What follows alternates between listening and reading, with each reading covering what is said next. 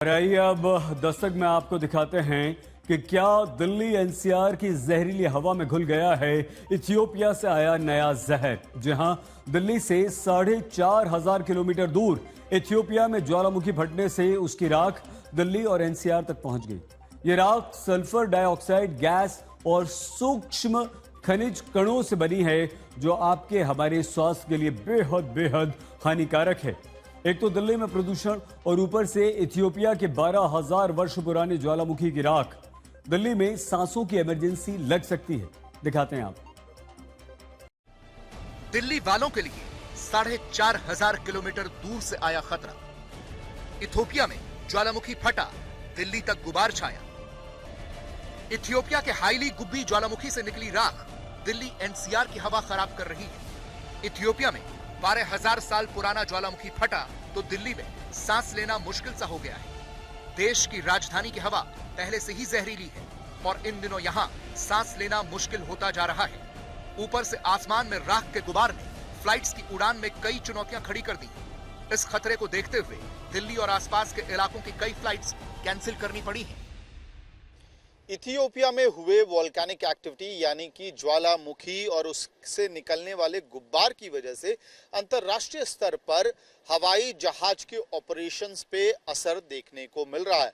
इस लिहाज से डीजीसीए ने कल एएआई यानी कि एयरपोर्ट अथॉरिटी ऑफ इंडिया और बाकी कंसर्न्ड अथॉरिटीज के इंडिकेशन पर एक अर्जेंट ऑपरेशनल एडवाइजरी जारी की थी भारत के तमाम एविएशन ऑपरेटर्स को, जिसमें स्पष्ट रूप से कहा गया था कि अपने पायलट और क्रू को फिर से ब्रीफ किया जाए वॉल्केनिक एक्टिविटी के बारे में, जो प्रोसीजर्स और एसओपी है। साथ ही अगर आपके रास्ते में कहीं भी इस तरह से ऐश का जो गुब्बार है या जो धुएं का गुब्बार है जो वो ज्वालामुखी की वजह से निकला हुआ आता है, तो उस रूट को आपको अवॉइड करना है। फ्लाइट इसकी वजह से डिले करना पड़े तो डिले कर दें और कैंसिल करना पड़े तो कैंसिल भी कर दें। इसके साथ साथ एयरपोर्ट्स को लेकर भी एडवाइजरी जारी हुई थी और जो पायलट्स हैं उनको कहा गया था या जो ऑपरेटर्स हैं उनको कहा गया था कि आप अपने क्राफ्ट के मैन्युफैक्चरर्स के संपर्क में रहे। ऐसी कोई भी स्थिति होती है तो लगातार सैटेलाइट इमेजरी को देखें और मेट्रोलॉजिकल डेटा को मॉनिटर करते हुए ही फ्लाइट ऑपरेशंस करें। अब इसका असर क्या हो रहा है? एयर इंडिया ने और इंडिगो ने दोनों ने ही ये बात कही कि वेस्टर्न इंडिया यानी कि गुजरात राजस्थान वाले पूरे इलाके पर वो नजर बनाए हुए हैं और इसकी वजह से अगर फ्लाइट ऑपरेशंस पर कोई असर पड़ता है तो अपने तमाम पैसेंजर्स को इसके बारे में इन्फॉर्म करेंगे। एयर इंडिया को इस राख की वजह से 10,000 से ज्यादा उड़ानें रद्द करनी पड़ी, जबकि इंडिगो ने सोमवार रात कन्नूर अबू धाबी उड़ान को अहमदाबाद के लिए डाइवर्ट कर दिया। आकाशा एयर को जेद्दा, कुवैत और अबू धाबी के लिए अपनी उड़ानों को रद्द करना पड़ा, क्योंकि 23 नवंबर को यह राख लाल सागर पार यमन ओमान तक पहुंची और फिर अरब प्रायद्वीप से पाकिस्तान होते हुए राजस्थान में दाखिल हुई। 24 नवंबर रात 11 बजे तक यह दिल्ली के आसमान पर छा गई।